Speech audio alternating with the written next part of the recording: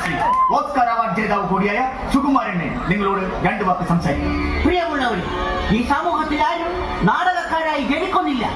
പട്ടിണി അതൊന്നു മാത്രമാണ് ഈ ഞങ്ങളെയെല്ലാം നാടകക്കാരാക്കി മാറ്റുന്നത്. നിങ്ങൾ അനുഭവിച്ചാലും. സംവിധായകൻ പറഞ്ഞത് കേട്ടല്ലോ. നാടകം ആരും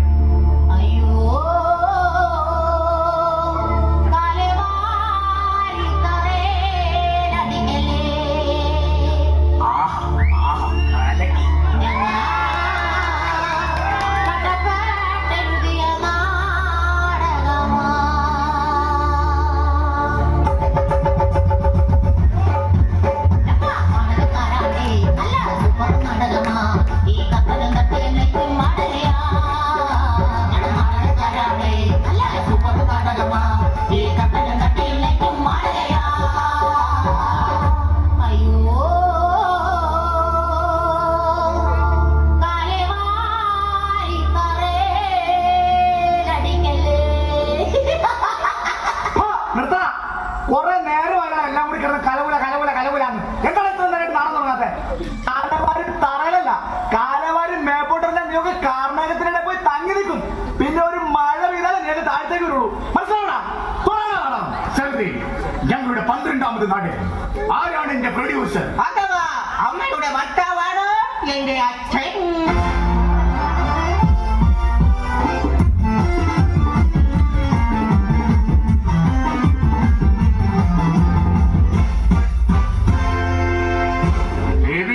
ഭഗവതി കുത്തുകൊള്ളണേ, കാത്തുകൊള്ളണേ.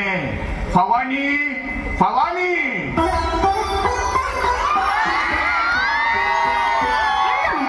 നമ്മുടെ മകൾ എവിടെ പോയിടി?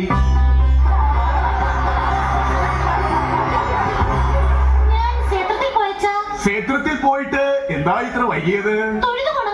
ചെരുപ്പ് കണ്ടില്ല. പിന്നെ എന്ത് ചെയ്തു? പുതിയൊന്നും കിട്ടാത്തത് കൊണ്ട് എന്റെ പഴയ ചെരുപ്പ് എനിക്ക് കിട്ടാണ്ട് പോകും. അമ്പലത്തിൽ പോയിട്ട് അർച്ചനയും വെടിവെടിപാടും നടത്തിയോ? പുത്തൻപുരയിൽ ഭാർഗവന്റെ പ്രിയപത്നി ഭവാനി ഒരു പിടി, ഭവാനിയുടെ ഭർത്താവ് ഭാർഗവൻ മറ്റൊരു പിടി, പിന്നെ ഞാൻ. അങ്ങനെ ഒരു കുടുംബത്തിൽ നിന്ന് 3 വെടിവഴിപാട്. അവിടത്തേക്ക് പ്രസാദം. മോളെ, ഇന്നെങ്കിലും കുളിച്ച് വൃത്തിയായി തലയിൽ ചെമ്പരത്തിപ്പൂവും ചൂടി സുന്ദരിയായി നിൽക്കണം. എന്താണെന്ന് വിശ്വസിച്ച് ഇന്ന് നിന്നെ പെണ്ണ് കാണാൻ ഒരാൾ വരുന്നുണ്ട്. അപ്പോൾ രമേശ് അവൻ അറിയുന്നതിന് മുമ്പ് നിന്റെ കല്യാണം ഞാൻ നടത്തും. ഇല്ല, പാർവതിയുടെ കല്യാണം നടക്കില്ല. അത് പറയാൻ നീ ആരാ? പറഞ്ഞത് ഞാനായ അത് തന്നെ എനിക്ക് പറയണ്ടത്. വല്ലവരെ വീട്ടിൽ വന്നിന്റെ കല്യാണം നടക്കില്ലെന്ന് പറയാൻ ഞാനായ. ഞാൻ പോട്ടെ. പാർവതി എന്റെ മുറപ്പെണ്ണാണ്. അവന്റെ മകളാണ് ഞാൻ. എന്റെ മകളാണ്. അവളെ എനിക്ക് കെട്ടിച്ച് തന്നില്ലെങ്കിൽ നാളെ രാവിലെ തൂങ്ങിയാടുന്ന നിന്റെ ശരീരമായിരിക്കും നിങ്ങൾ കാണുന്നത്. ഇവിടെ ആരും തൂങ്ങി മരിക്കുന്നവരെ ജനിക്കുന്നില്ല. ഈ സമൂഹമാണ് അവരെ തൂങ്ങി മരിക്കാൻ പ്രേരിപ്പിക്കുന്നത്. കണക്ക് പുറത്ത്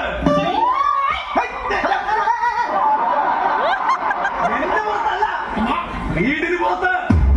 എടാ രമേശ, ഞങ്ങൾക്കൊരു മകൾ മാത്രമല്ല ഒരു മകൻ കൂടി ഉണ്ടെന്നുള്ള കാര്യം നിനക്കറിയാമല്ലോ. അറിയാം. പപ്പൻ വേഗം വയ്ക്കോ. പപ്പയുടെ കയ്യിൽ കിട്ടിയ ഗണപതിക്ക് അടിച്ച തേങ്ങ പോലെയാകും രമേശേട്ടൻ. 3 പേരോടും കൂടി ഒരു കാര്യം ഞാൻ പറഞ്ഞേക്കാം. ദൈവം കാല് വന്നിരിക്കുന്നത് നടക്കാൻ മാത്രമല്ല, പിന്നെ ഓടാനും കൂടി. അമ്മായച്ചനാ? അയ്യോ, അതല്ല. അമ്മയും അച്ഛനും ഇപ്പോൾ അകത്ത് പോകാൻ. രമേശേട്ടന്റെ എല്ലാ കാര്യങ്ങളും ഞാൻ പറഞ്ഞ് മനസ്സിലാക്കിക്കൊള്ളാം. ഭവാനി, നമുക്ക് പോകാം. രമേശേട്ടന് പുണ്ണാക്ക് വേണോ? അയ്യോ, പിണക്കമാണോ? എനിക്കാരോടും പിണക്കമില്ല. ഏട്ടൻ എന്നെ മറത്തുവല്ലേ? അല്ല, വെറുത്തുവല്ലേ? നീയല്ലേ എന്നെ മറുത്തത്? ഇല്ല, എനിക്കൊരു ജീവിതം ഉണ്ടെങ്കിൽ അത് രമേശേട്ടന്റെ ഒപ്പം മാത്രമായിരിക്കും. ദൈവമേ, ഇവളെന്നെ കൊലക്ക് കൊടുക്കുക. രമേശേട്ടൻ ഓർമ്മയുണ്ടോ നമ്മുടെ കുട്ടിക്കാലം?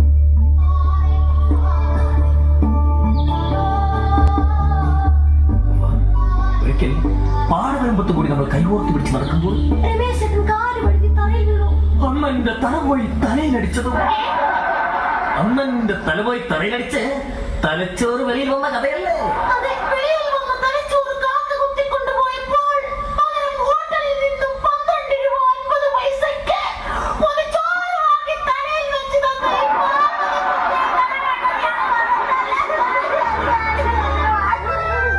ഈ എന്നോട് ക്ഷമിക്കും പാർവതി, എന്നോട് ക്ഷമിക്കും. ഇന്നലെ വീട്ടിൽ പട്ടിണിയായിരുന്നു. വിശപ്പ് സഹിക്കാനാവാതെ തലയിലിരുന്ന പൊതിച്ചോറെടുത്ത് ചാളക്കരയും കൂട്ടി ഞാൻ തിന്നു പാർവതി, തിന്നു. രമേശേട്ടൻ ഒരു കൊതിയനാണ്, കൊതിയൻ.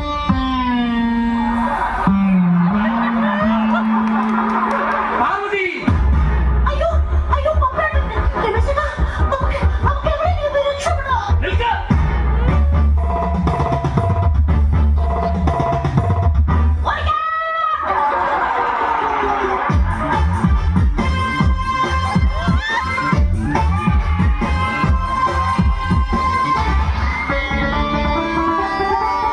മോനെ പപ്പ, അമ്മേ, അമ്മേ.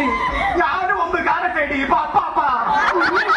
എന്റെ കുഞ്ഞുമോനെ പപ്പ, നിന്നെ ഈ അമ്മയൊന്ന് കണ്ണു നിറയെ കാണട്ടെടാ. മോനെ പാപ്പ, ജയിൽ ജീവിതമൊക്കെ എങ്ങനെ ഉണ്ടായിരുന്നു?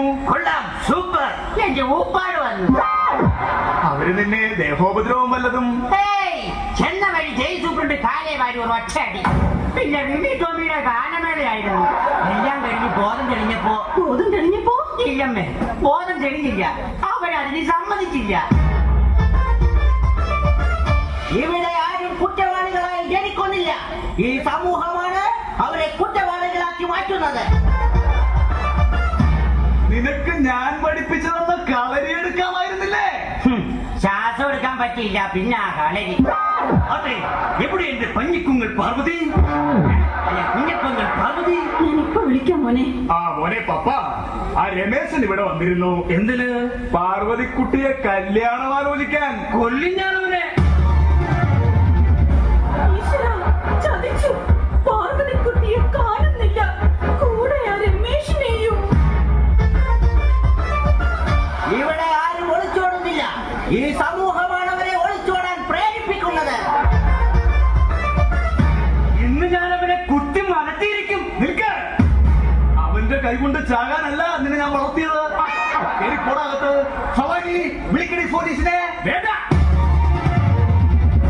ഞങ്ങൾ ഇവിടെ തന്നെ ഉണ്ട്. നിന്നെ ഇന്ന് ഞാൻ തട്ടിപ്പോകരുത്. അനങ്ങിക്കളയും. അല്ല, അനങ്ങിപ്പോകരുത്, തട്ടിക്കളയും. പപ്പേട്ടാ, രമേശേട്ടനെ ഒന്നും ചെയ്യരുത്. ഞാൻ ഗർഭിണിയാണ്. സത്യം പറയടി, ആരാണ് ഈ ഗർഭത്തിന് ഉത്തരവാദി? ഞാൻ സതിമന്ദിരത്തിൽ സുഭദ്രയുടെ മകൻ രമേശൻ എന്ന ഈ ഞാൻ. അപ്പൊ നീയാണല്ലേ ഈ ഗർഭത്തിന് ഉത്തരവാദി? ഏയ്, ഞാനെങ്ങോട്ടാ? പിന്നെ നീ ഗർഭത്തെ കുറിച്ച് സംസാരിക്കാൻ കാരണം വെറുതെ ഗർഭത്തോട് താല്പര്യം തോന്നി, അത്ര തന്നെ. അതെ, ഇതിന്